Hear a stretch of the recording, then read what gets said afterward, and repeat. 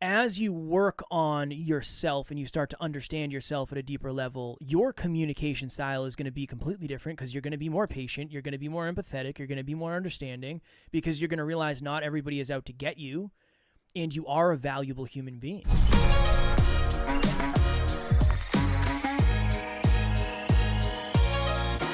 All right, guys. So as you can see, this week I have Kevin Palmieri with me from Next Level University, and I'm looking forward to our conversation today. So, Kevin, thanks for joining me. Absolutely, my friend. You and I have been chatting for a minute now, so I'm excited to join and see where our conversation takes us today. Yeah, and for longtime listeners of the show, they might be thinking Next Level University. I'm pretty sure I've heard that somewhere before, and that is because we did have your partner on, Alan, Mm. back in the first season of the podcast. So Many excited to moons have you guys ago. back. Yes, excited to have you guys back. I appreciate it. I heard many good things from Alan, so I'll give him my perspective after today. Awesome. Sounds like a plan.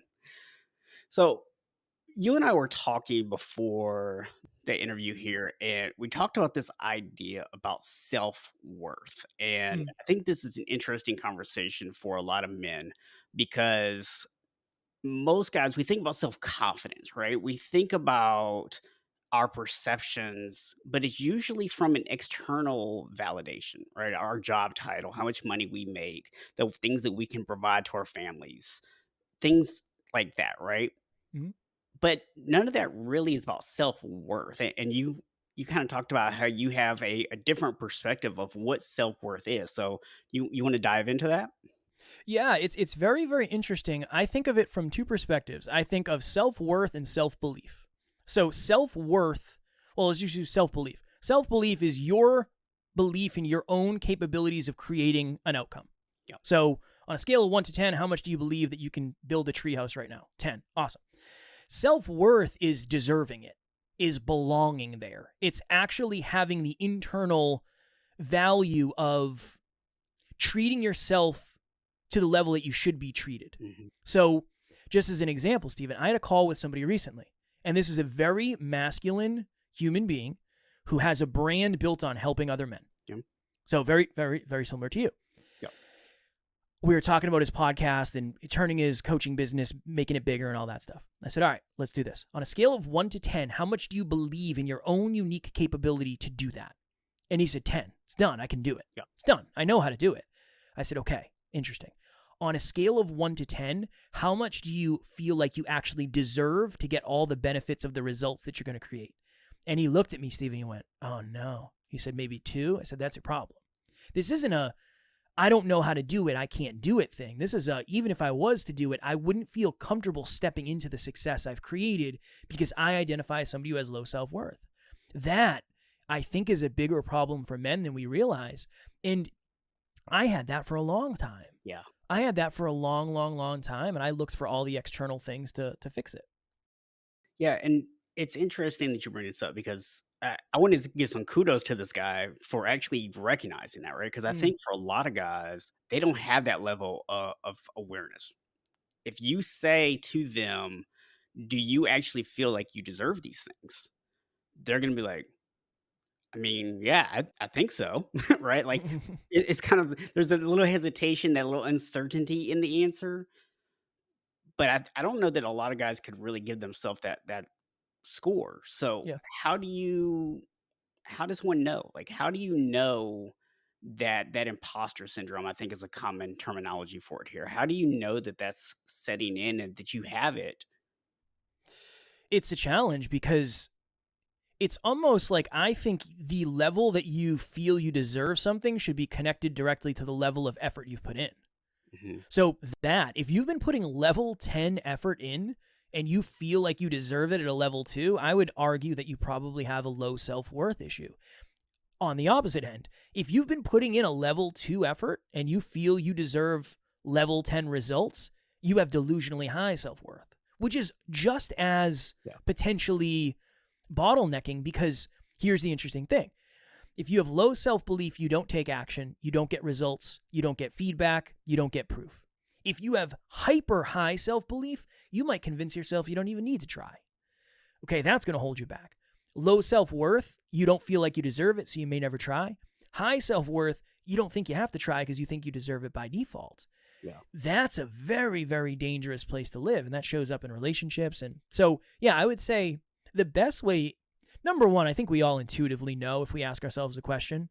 Yeah. But if you were to compare the level of effort you're putting in versus the level you feel you deserve the results, I think that's probably a pretty fair place to start. Okay. So can we maybe make that more concrete? Yeah, Mm. let's give a specific example of what might it look like to feel like you don't deserve the results? What might it look like? I mean, to your point, imposter syndrome, Mhm. almost extreme humility to the level of self-deprecation. So if somebody said to you, say you have the result, right? This happened for me a lot early on. People would say, you guys are really good podcasters and congrats on all of your success. I didn't have the self-worth to own that, so I'd say, no, it's nothing. No, we're not doing anything different. Like, it's not that big of a deal. All of that is basically me giving away the wonderful gifts of compliments that you're giving me because I don't feel I deserve it. I just low-key don't think I'm that good, so that can't be real and I can't own that. So, yeah, if you find yourself struggling with owning compliments, that's another telltale sign that you probably have lower self-worth. Yeah, I love that example because when you start thinking about specific instances of where this might show up, I think compliments are one of those really big ones. Yeah, A lot of guys, and we don't talk about this enough as men, a lot of guys have been taught that you don't want to be cocky, that you don't want to be arrogant, that you don't want to be egotistical. And it can very much feel like if someone gives you a compliment, that any positive response you have to that throws you into those categories. fair. And the result of it is that a lot of us shy away from those compliments. Mm. And in doing so, without maybe even realizing it, we are telling ourselves that we're not worth it. This is an interesting thing. If you've ever given someone a compliment and they owned it, I'm willing to bet you probably didn't think they were arrogant. Mhm. If you're watching or listening, Yeah. I think arrogance is confidence without competence. Yeah. I think self-deprecation is competence without confidence. You're actually really, really good at something, but you never own it. Yeah. That, you're not arrogant if you're actually good at it. Yeah. Really. Now, here's the tough part. Around some people, you will always be arrogant because they might not have the level of belief you have. That's why it gets wonky. Is in some groups you'll never be arrogant. In some groups you may always be considered arrogant. But you have to know what your truth is. I get a lot of compliments on you're a really good speaker. I get that often. Awesome. Yeah. Usually what I'll say is, and whether I am or not, I don't know. But usually what I'll say is, thank you so much. I've worked really, really hard at this, and I just have a lot of reps under my belt. That's the truth. Yeah. I'm trying to own it, but I'm not going to say, thank you so much. I do think I'm the best. I am the best this side of the Mississippi. I know that. Yeah. That's different. That's different. So, yeah, it's interesting. It's interesting. And anytime you're in communities with other people, it gets wonky because it's their perspective of you against your perspective of you, and things get really, really muddied when that happens. Yeah, and it's so interesting how a lot of times other people have a higher opinion of us than we have of ourselves. Yes. Yes. But the moment that you do start to acknowledge yourself and that you start to take credit, not really take credit per se, but we'll just say that when you actually recognize your work and the dividends that it's paying, and you'll find that people start to get negative towards you, right? It's like the more positivity you're doing, the more other people start wanting to bring you down. And it can be difficult, I think, to realize that people aren't doing that because they have something against you. It's not about them thinking that you're cocky or arrogant or whatever. That's about their self worth coming out. Mm. That's about them wanting to keep you down by their level because it's painful when you're growing or when someone around you is growing and you're not. That hurts a lot of people. I had a girlfriend who, when I was 25, she had massive goals, massive dreams, a ton of self-belief, a ton of self-worth. I'd argue maybe over on self-worth. and she wanted to move across the country and chase her dreams. And I told her it was stupid because I couldn't handle, just to your point, I couldn't handle that. To me, it was like, no, that's not going to work. I don't believe in myself, so there's no way I can believe in you. I don't think I'm capable of doing that, so there's no way you're capable of doing that. All of that was very, very unconscious. I wasn't thinking that way. And then a layer below that is, I was afraid she was going to leave me behind. Yeah. Because I knew if she knew how great she was, she actually would leave. And she did. And she should have. That's exactly what happened.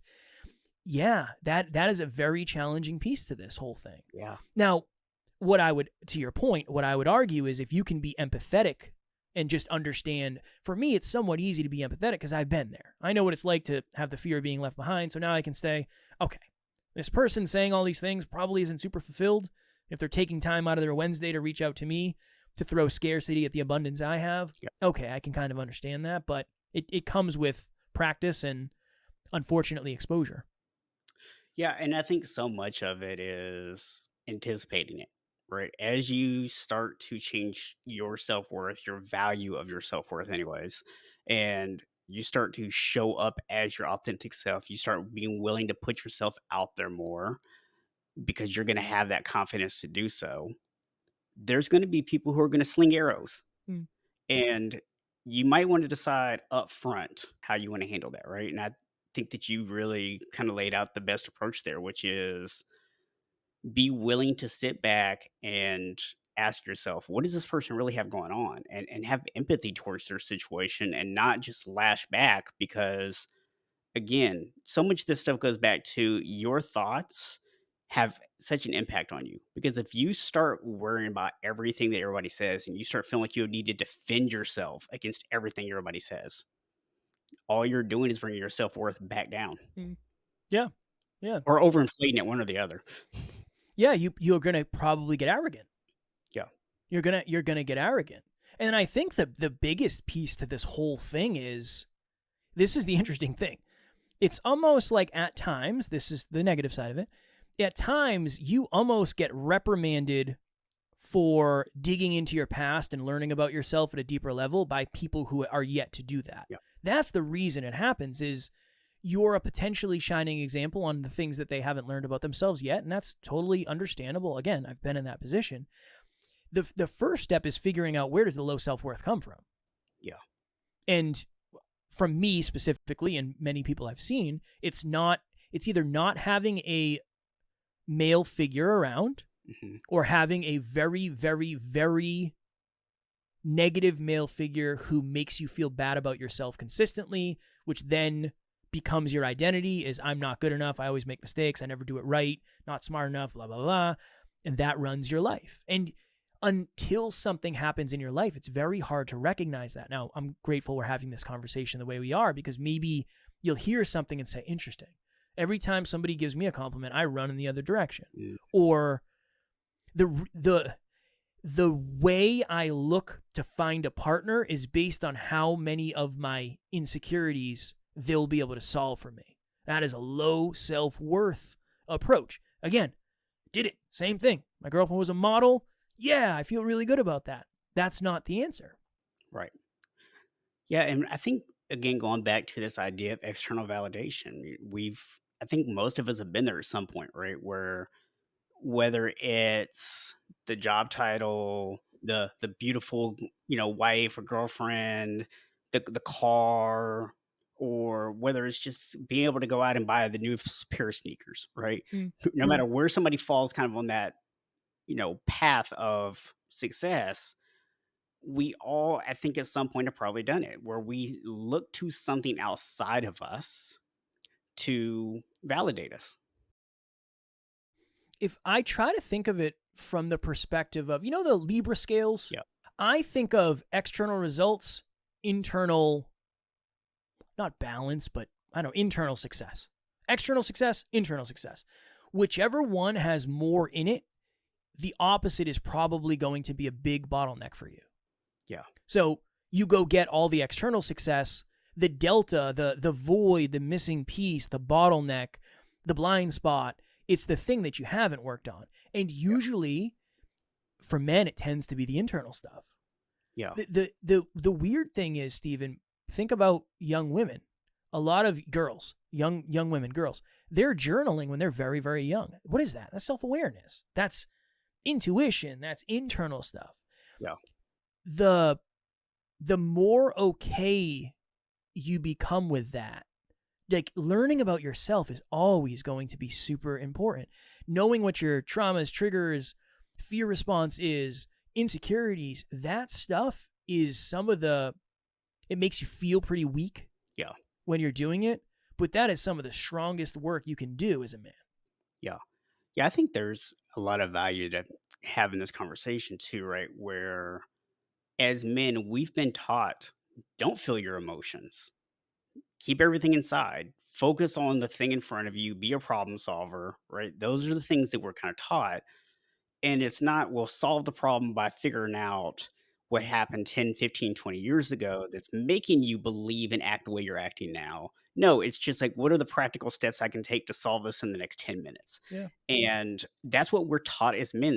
And not only taught, but that's what society has reinforced to us. Yet, like you just said, women, it's the exact opposite. They're basically encouraged from a young age to look inside, to be aware of what they're feeling, what's going on. So it's just a very interesting contrast between the two. Well, if you think about it, in the grand scheme of things, we haven't been civilized for that long. So there's only been a few generations of potentially bad or good advice. Yeah. It's starting to shift now. I mean, mental health is on the up and up and more people are talking about it. It's very hard to change the conversation around this because a lot of the people that are giving the advice are the people who still believe this. Yeah. So that's really hard where I never resonated with a lot of the stuff I used to hear because you could tell these people had level 10 belief in themselves. Yeah. And I didn't have level, it's like, just go do it. You have to do it and be confident. I understand that. I don't know how to be confident. I need help with that. Yeah. Or you're worth it. You deserve it. You belong. It's like, no, I understand, but how do I work through that? I had a call with somebody the other day, and this is a podcaster I'm working with, and he said, it's interesting, Kev. The stuff that means the most to me is the stuff that I struggle to promote the most, or I struggle to talk about. Let's just say talk about instead of promote. Yep. And I said, interesting. Is there a history of that? And he said, yeah, I wrote a book. I mean, I have a book on Amazon right now, but nobody knows about it because it's something very near and dear to me, but I've never spoken about it. Interesting. We dug and we dug and we dug and we dug. And this is what we got to. I said, can I just throw a question out there? He said, yeah, of course. I said, were you raised in a society and or household that was extremely judgmental of you being loud, being proud of what you do, talking kindly of yourself, like owning it? And he said, absolutely. I said, there it is. That's it. That is showing up in the way you post on social media, the way you record your podcast episodes, your coaching calls, every single thing you do. So that person, that's a self-worth issue. Yeah. He's been told to not be worthy, basically. Don't own your greatness. Don't lean into it. That is a very, very, very challenging place to live. Now, luckily for him, he seeks advice and he works on himself, where other people potentially go over, like you said, and then they become toxic because they think that's what they're supposed to be. Yeah. I think it's also interesting as you were talking about that. One of the thoughts that kind of popped in my head of where could that come from is for some people, it might be not necessarily that they were told to not embrace those things or whatever. It may not have necessarily been a negative situation, but it's the fear of that happening, right? So even if they didn't experience it directly, there's still this unconscious fear of it. And especially if it's things that you value, especially if it's things that are important to you. And you start putting that stuff out there, you start telling people about it. What if somebody comes along and says, well, that's just stupid, right? And Yeah. now you're like, oh crap. And now the worry kicks in of people are going to find out that you don't know as much as you portrayed to know and that you're this imposter. And it goes right back to the conversation we started having. And these are the things that maybe you don't think of yourself as someone who doesn't value yourself, right? Maybe you think that you have good self-worth, but maybe as you're hearing this, you start going, yeah, you know what? I am sometimes afraid to be my authentic self. Maybe if I'm around my close friends that know me really well, I can be my authentic self. But when I get in front of strangers, I'm scared to be the authentic me. Mm. That's a self-worth issue. And it's understandable. That's the strange thing is being authentic is one of the hardest things in the world. Yeah. There's always an ego level of, because I was going to say, if you struggle with setting boundaries, usually boundaries is a self-worth thing. Mhm. But somebody might say, well, I don't struggle at all setting boundaries. Like, okay, well, how do you set boundaries? Yeah. Do you set them just by saying, I'm going to go F what everybody thinks? That might not be you being good at setting boundaries. That just might be an arrogant way for you to get out of a situation you're uncomfortable in. Yeah. So there's layers and layers and layers and layers to all of this that it just takes years and years of self-reflection. But it starts from the place of understanding that this will be worth it. If you think of it this way, if you more accurately weighed your self-belief and your self-worth, wouldn't your relationships just automatically improve because you would be setting boundaries and you'd be a more supportive partner, or you'd believe in the relationship more, whatever it is? If you can work on this stuff, although it sucks and it's uncomfortable, the ROI, the return on the investment for this is huge. Yeah, so we can dive into that here in just a minute. I was just gonna share Please. real quickly though before we do that. I think, for a lot of people, this may feel like an either or thing, right? Either I have low self-worth or I have maybe too much self-worth, right? I think too highly of myself, like you said, the results aren't necessarily showing it. Mm. And then, this idea of like somewhere in the middle is the perfect place to be. And I just want to point out that this is not an either or thing. It's actually like a spectrum. Mm-hmm. And it's completely possible for someone to actually experience both ends of the spectrum. That was my situation. I remember we moved when I was about 7 years old. Whole new state, whole new school, everything. So I went from being a kid who, I don't know if I was popular or not. I mean, I was in 2nd grade. I didn't really think about it from that A perspective. lot of But parties, getting invited to all the parties in second right. grade. Yeah, going to all the birthday parties, right? Playing with Transformers. But I fit in. Right, I didn't feel like I didn't fit in, is I think maybe the best way to say that, and then we moved, and now all of a sudden, I'm in a whole different state. I'm the kid with the funny accent, right? And I became a target for bullying, and what the bullying actually did for me was when we first moved, I went from someone who probably had a good amount of self-worth because I made good grades in school, I felt good about where things were, I was confident in myself, and then all of a sudden my grades started falling, I'm getting bullied, I'm going through all these struggles, and around this time my dad actually got sick, he passed away about 3 years after we moved, and I think my self-worth kinda plummet, right? Mm. But then in middle school, we used to call them clown contest, where you're telling like your mama jokes and stuff like that. And I found out that I was really good at getting people to laugh, especially by insulting other people. And so I started using that as a defense mechanism.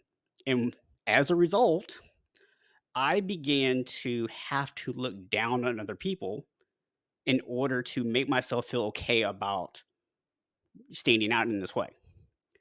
And it, for me, evolved into arrogance and cockiness to where early in my career, I was very braggadocious about what I could do. And I backed it up. Don't get me wrong. Okay. I would go on the sales floor and I would back it up, but then I would rub people's face in it. Mm. And it was a very arrogant way of being. And it wasn't until a few years later, through a lot of reading and educating myself and learning about leadership and things like that, that I started to recognize my own patterns and I was able to change them and able to come back to a more neutral place. So for me, it's like I went the whole spectrum, right? Like everything from extremely low self worth to very overly self worth, So I get the whole spectrum. So I just wanted to kind of share that and point out to people that it is a spectrum and you can experience every single bit of it.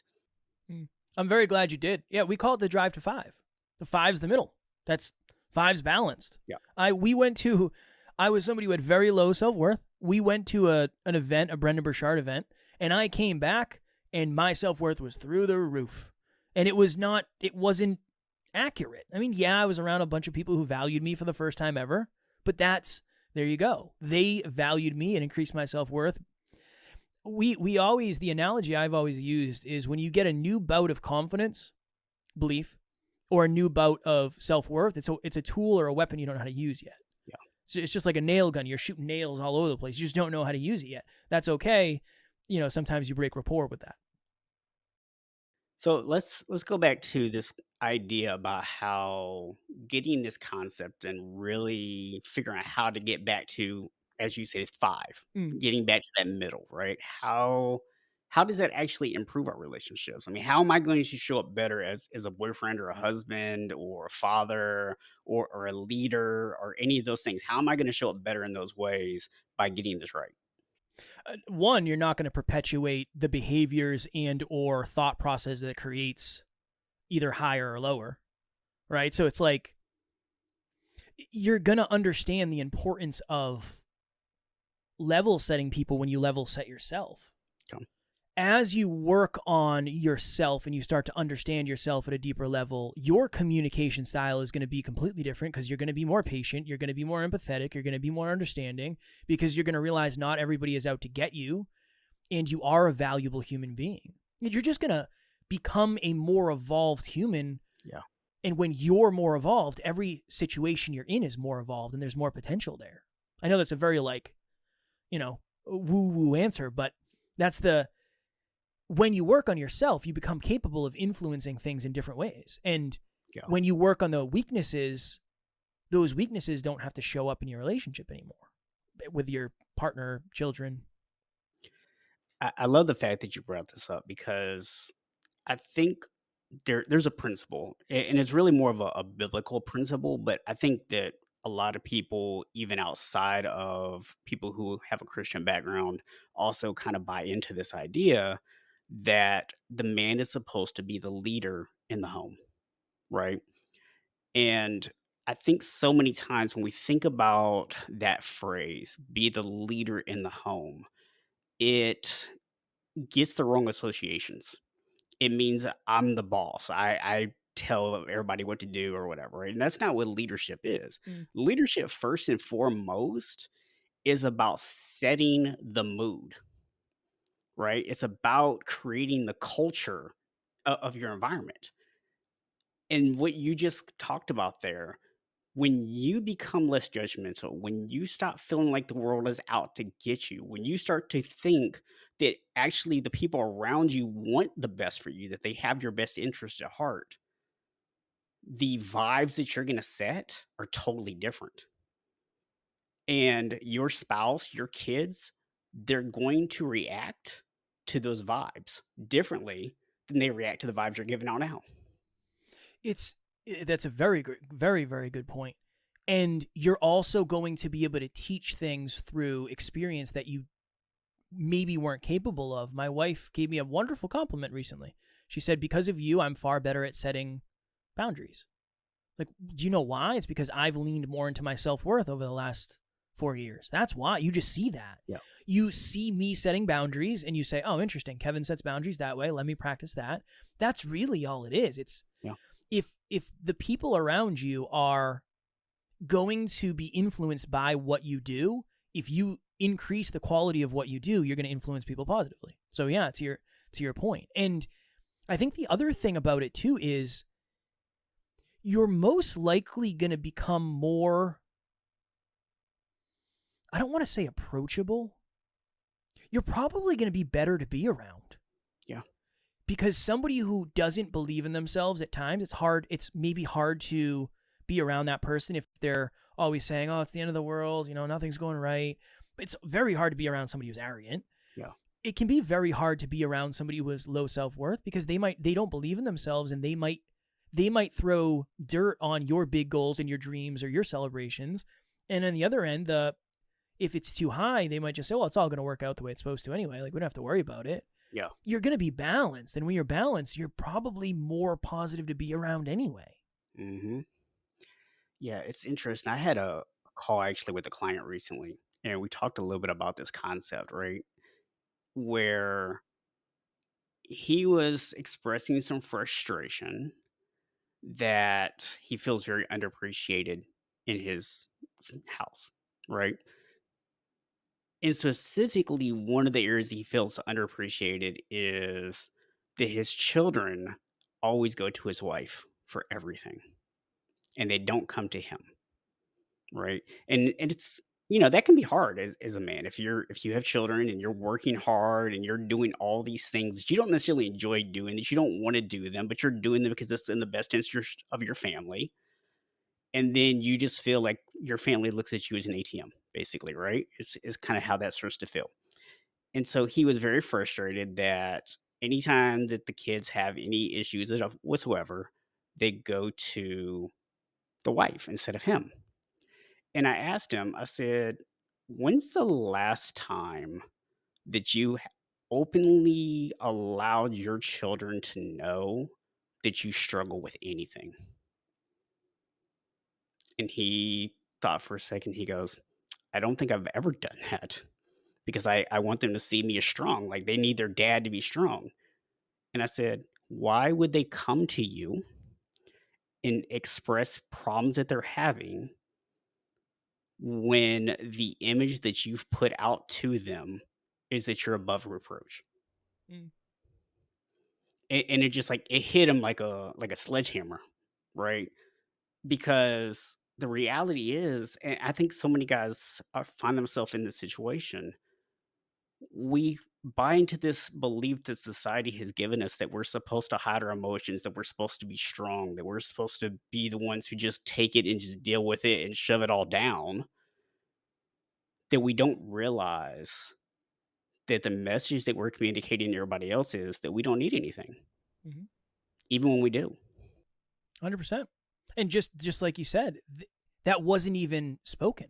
That was just unspoken. I don't complain Yeah. about the stuff that I'm going through. Perpetuating that, Yeah. that's most likely going to get passed on to the next generation.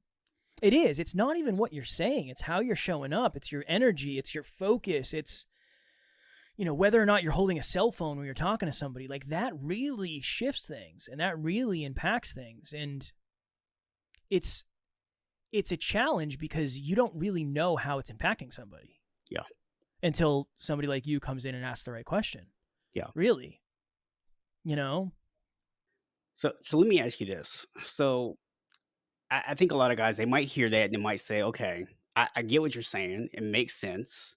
But I also don't wanna just walk around and complain about everything all the time, right? Like, I don't wanna just drop all my burdens on everybody else. So, can you maybe give us some practical strategies for somebody to be able to open up, be able to share with their families the things that they're experiencing without it just turning into, the garbage dump of, like, "I'm just gonna throw all my problems on you." Yeah. Level one, the simplest thing is I would start sharing with somebody who you feel safe with first, even if it's not your family. Yeah, Because again, going back to the example we use, the stuff that's closest to the heart is usually the hardest thing to work around. yeah, So find somebody you work with, whatever, somebody you feel safe sharing some stuff with, and start sharing with that person. Then I would say, just think of it from a place of, is this going to be constructive?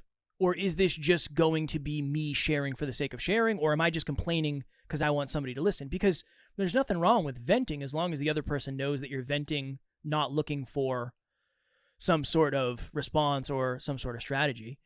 That's part two.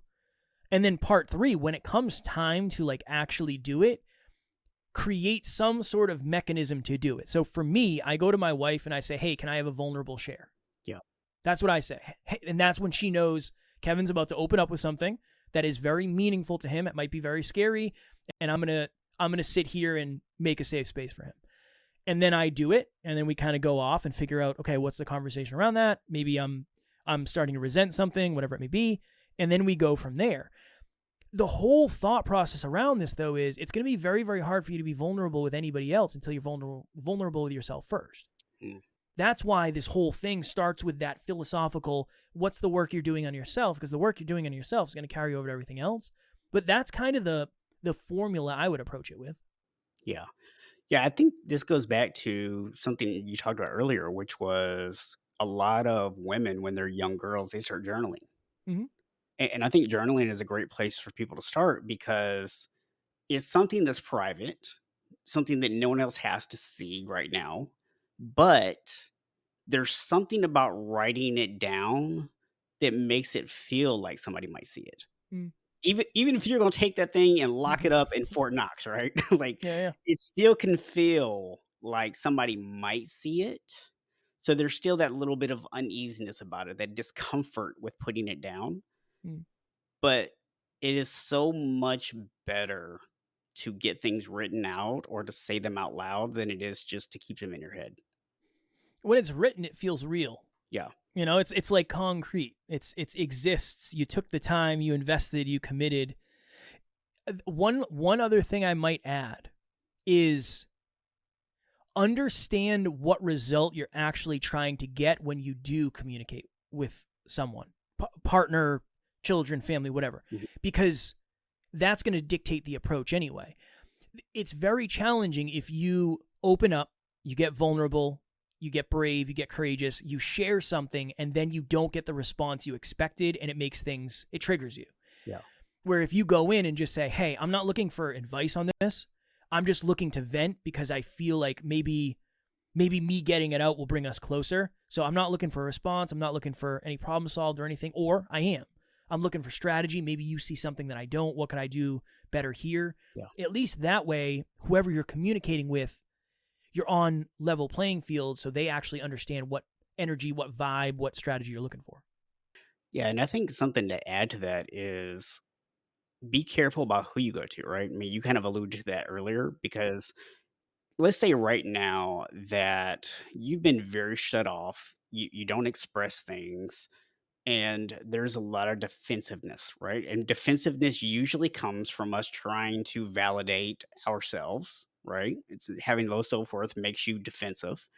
And so a lot of guys out there, they may find themselves right now in a situation where they've created an environment in their marriage where their spouse is kind of in this tick for tack type environment, right? And if you just go to this person out of the blue and you go, you know what, I want to open up, I want to be, honest with you about something that I have going on, you're probably not going to get the response that you're hoping for right now, right? Mm. Because they're not in a place yet to be able to give you that. Because right now they think you're still at war. Okay. So you need to find someone outside of your marriage in that instance. And maybe that's a coach, maybe that's a counselor, maybe that's a friend, whatever, right? But you go and you find someone outside of that relationship that you can start to do this internal work because you can't make other people change. But like we said earlier, when you start to change, other people will naturally start to change around you because the reactions they have now, they're reacting to what you're doing. So when you change what you're doing, they will react differently.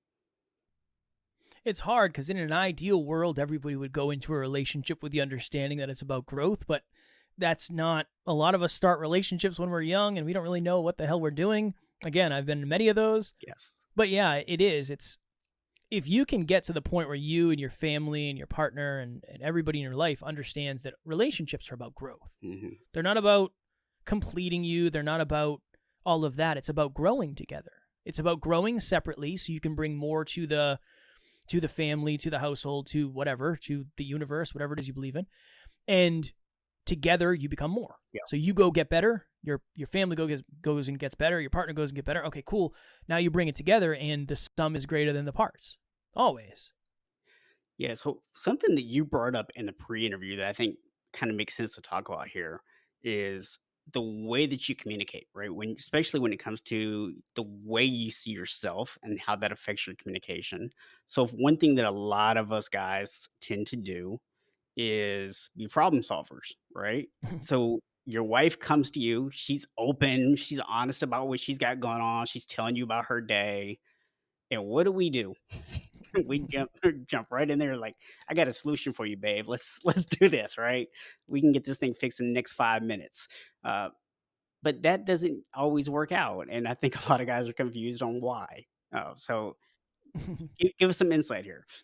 Yeah, I would say it's again, it just goes back to the intentionality behind the communication. Not everybody's looking for an answer. I mean, Google's out there if people are looking for answers. Yeah.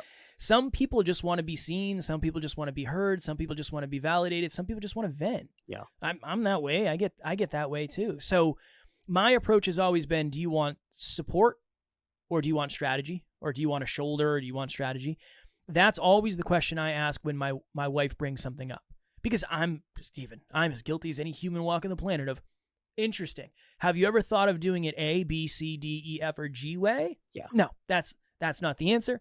And I think just a deeper level and a deeper understanding is how does communication with your partner go? Like, what is the normal, if we were just to think of like a diagram, it starts here and then one of us gets heated and then we turn off to the conversation. I tend to leave the room. My partner tends to stay and they want to talk. You have to understand the traumas and the triggers. Mm-hmm. Also, another important thing, and this has been a very important breakthrough for me, you have to understand what the personal Richter scale is. And all I mean when I say that is, if somebody grew up in a household where there was a lot of arguing, a level 2 argument for them might be like a level 6 argument for you, or disagreement, whatever word you want to use. Yeah. Just understanding that their experience is going to completely dictate their communication style, and yours is too. And a 2 for you might be an 8 for them, or an 8 for them might be, a 10 for you. Knowing that about your partner is so, and about yourself is so incredibly important. Yeah. Yeah, I think that's a really good point. And I've never really thought about it in the context of relationships, but it is something that I teach people when it comes to creating habits and setting up your environment for success, right? I can sit here and tell people, yeah, you know what? For the majority of people, having your room at like 68 degrees Fahrenheit and nice and quiet and blackout curtains and all that stuff is going to create an optimal sleep environment. But if you're someone who grew up in a neighborhood that was always loud, there were always police sirens and things like that going, silence might be the most uncomfortable thing in the world to you, right? Or if you grew up in a house that had like 12 kids, right? Silence might feel really uncomfortable to you. And so you go and follow this advice that everybody else has given, and you're like, "It doesn't work for me. Why? Am I broken?" No, you just have a different set of inputs that you were given, so you process information differently. Mm. Yeah. Well, it's the same here. You got to take what you hear and run it through your own filter. It's like, I don't know if that would work for me. I don't know. Well, maybe that would work. Yeah. And then you just test stuff. Yeah. You just test stuff. I'm sure I've had a million things that I've tried that just didn't work the way that I expected. And then you just kind of reformulate the plan and reattack the problem and rinse and repeat forever. Yeah, I always say, if you want to know if someone is a really good coach, there's a very simple test. And it is, you see how many times they give very specific, detailed answers versus how many times they say it depends. Mm. Because great coaches say it depends a lot because they understand the nuances of individuals versus inexperienced coaches give you textbook answers that assume that everyone has the exact same set of circumstances. Well, I had a really good coach who used to say, if I was in your skin. That's what he used to say. If I was in your skin, not what I would do. No. It's not what you would do. If I was in your skin, this is what I would do. It's a little weird phrasing, but I agree. There's so many intricacies to life. Yeah. I couldn't imagine. I was on right before this is how weird life is. I was on a podcast that predominantly speaks to single moms. Mm-hmm. And I literally at one point said, I can't claim to know what it's like to be a single mom. I can only understand to the level I can understand. I don't know. I have 2 cats, Stephen. 2 of them. That's it. Those are my fur babies. That's what I got. Yeah. Yeah. And it's interesting because I think everyone has to realize the number of factors that go into all this, right? Because when you start to think about it, we talked about having empathy, right? This is like empathy next level, right? Like the way I did that, next level. I did very much. So when you look at empathy, usually it's a matter of like, understanding where somebody's coming from. But if we take it up a notch, we can start to look at not just where are they coming from, but why are they coming from there? And your perspective and my perspective as white males is going to be different than if someone was African American or someone was Asian, right? Completely different environments. Mm. Someone who is male versus female, right? These are, different. Or someone who identifies as non-binary, their experience is going to be completely different. So when you start thinking about why other people react, it's easy, I think, sometimes to go with the simple answer. Well, that's, they were just brought up in a household where that's where they were taught. But most of us are not just forged by one environment. We're usually forged by multiple environments, multiple circumstances, the things we see on TV, the things we see in movies, the things we learn in school, the people that we hang around, all these different things have an impact on us. Mm. Yeah. And even like starting from the domino effect of maybe where you raised was different, and then where you were raised affected the people you spent time with, who then affected the college you went to, that affected the person you dated. It's very strange how one thing affects everything, Yeah. but everything also affects one thing. At the end of the day, I think self-awareness is the thing. I really do. I think if you can work more on self-awareness and understand all the things that Stephen just said, when you understand yourself at a deep level, you start to understand everything at a deeper level, because everything you come in contact with is going to be influenced by you. Yeah, the first thing I have people do when they start work with me, right? I have this blueprint that I use, and it's three pillars in here. So you have vision, you have discipline, and then you have mastery. And vision is where I always start with everybody because I'm like, until you get super clear on what you want things to look like, and I don't just mean in general. I don't mean, well, I want to make $10,000 a month or whatever, right? We're talking, what does daily life look like? What are your actions? What are your thoughts? What are your beliefs? Who else is there with you? What kind of things are y'all doing? What's around you? What's your environment look like? Until you start getting super clear on what every single aspect of your life is going to look like in your ideal scenario, you don't really know what actions to take. You're just kind of guessing, right? And Mm. even if you take an action, then it's like, well, maybe that feels right, maybe it doesn't. But if you don't get that clear, like, this feels right, and sometimes you can take things that would absolutely feel super right to you, but if you have nothing to align them to, you don't know. Mm-hmm. Yeah, very very well said. We do core beliefs, core aspirations, and core values. Yeah, So very similar. It's what are your core beliefs yeah, about the world? What are your core values as a human being? What are your core aspirations? Anytime any of those are in conflict, it's time to have a conversation. But it does. It starts from a place of clarity. And that's why at the end of the day, you have to ask yourself, what are you looking for in a relationship? What are you looking for in a household? What are you looking for in a family? Because that determines everything. That determines everything you do. It determines everything you don't do. It determines the expectations. It determines the approach. Everything. Everything is based on one level of clarity. yeah. And I think one thing that people may not think about here, but I wanna just throw it out here and be very honest. There may come a time, okay, most people, when they start making this change, they're gonna be happy with what comes out of it, right? They're gonna love the results. Things are gonna change for the better. But there are gonna be some people out there, and I just want people to be aware that this may happen, where you may make changes.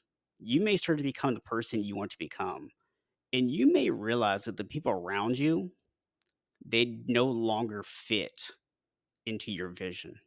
And that could be a spouse, it could be a best friend, it could be family members, and you can't do anything to make that person change.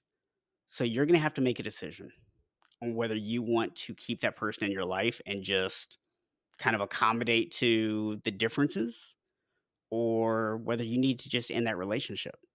And that can be super tough, but I at least wanted to put it out there and let people know, like, hey, yes, this can happen, Mm. right? And it can be scary, but I want to be very honest with you guys because I don't want to paint this picture of, if you do this, everything is just automatically going to be rosy, because it may not be. I know we only have a couple minutes last. Very much on that line, one of my favorite questions for people to ask themselves: Are the people in your life the best from your past or the best for your future? Yep. A lot of people in our lives because they've always been in our lives, or we used to podcast together, we used to go to college, party, whatever. It doesn't necessarily mean they're what's best for your future. A very, very good point, but to your point, Stephen, very challenging. It's one of the things that sucks the most. Outgrowing people, being outgrown, being misaligned around certain people, but the importance of it speaks to how challenging it is to fix. Yeah, and you know what? If it makes people feel better about it, I think the hard one there is obviously if it's a spouse, right? Of course, of But course. outside of that relationship, most relationships are actually a little easier to walk away from. So it might feel difficult to walk away, but keep in mind that this person also has you in their life for the same reason that you had them in yours. Mm, So when you become a different person, they may also be afraid to just walk away from the relationship because you've always been there, but they no longer like the person that you are, right? They don't like this new you. And all that's going to happen is they're going to constantly look for ways to bring you down, like what we talked about earlier. mhm. Yeah. So if you start to see that, it might be difficult, it might be hard, but man, walking away from those relationships sometimes, or as Kevin put it a little more positively, outgrowing people. I say reallocate time Yeah. because I know for most people maybe it's not realistic. Just say, you know what, I'm not going to be your friend anymore. But reallocating time and just saying, look, I'm going to start putting boundaries up around how often I see this person again. Yeah. That's self worth, and that's how it all ties together. Yeah. Yeah. I fortunately do not possess that issue. I'm cold-blooded with that. I'm just like, "You know what? This person doesn't anymore. Get out of here." Well, there's a detriment to every benefit, so I'm sure Yeah. something comes with it, right? But it's a Yeah. good superpower to have. I mean, I guess it depends on, if you like having a lot of people around, Yeah, because my circle does tend to stay small for that reason, but same, I'm o same. but I'm okay with that because I like small circles. So, Quality over quantity. yeah, and no judgment for those who love big circles. More Mhm. more power to you. If that's what fills your cup, I do it, right? Like, no judgment. Yeah. Well, cool, man. So any final thoughts here that you wanna kinda wrap up or anything we didn't talk about that you wanna make sure that, we touch on? I would just say, yeah, just try to continue to become more familiar with yourself. And anytime something pops up, ask yourself why. Thoughts, feelings, emotions, triggers, beliefs. Ask yourself why. Where does this come from? Did I even decide this? Did I download this? Was this given to me? Is this just my operating software? Asking yourself why is one of the easiest, cheapest things you can do to start the process of self awareness. Yeah. Yeah, and I think so many times when we want to make our lives better, there can be this sticking point of, "I don't know where to start." And I think the advice you just gave there, right, of start with awareness, start to understand why things are the way they are, and then you'll have a much clear picture of what, if anything, needs to change and what you want to change to, which is going to then make it easier to go out and find somebody who can specifically help you change the thing if you need external help. Mm. Clarity. Clarity's first. Yeah. Well, awesome, man. So, Kevin, tell everyone if they would like to connect with you, how they can do that. I'm sure Alan probably said the same thing many moons ago, but you could just search Next Level University. We're on all the podcast platforms. That's probably the best place to learn about us. And then my email is kevin@nextleveluniverse.com. Questions, comments, concerns. I do my own email, so I'm happy to hear from you. Awesome. Well, appreciate it, man. Of Thank you so course. much for coming on today, sharing your wisdom, your insights, and maybe one day I'll have to get you back and we'll talk a little bit about your personal story as well, because I know you've got a very interesting story that you can share. But I'm happy. I'm sure people probably find that on your platforms as well if they're interested in hearing. Definitely, So definitely. But I'm happy to come back in the future if we I'm sure our paths will cross again, Stephen. I'm sure of that. awesome, man. Well, again, thank you so much to Kevin Palmieri for coming today. And you guys go check out Kevin and Alan over at Next Level University. But as always, guys, this is Stephen Box reminding you that while none of us are born unshakable, we can all become unshakable. Thank you for listening to the Unshakable Habits podcast with Coach Stephen Box. Be sure to hit the subscribe button and help us spread the word by sharing the podcast with other men. If you're ready to create unshakable habits, you can learn more and connect with us at unshakablehabits.com.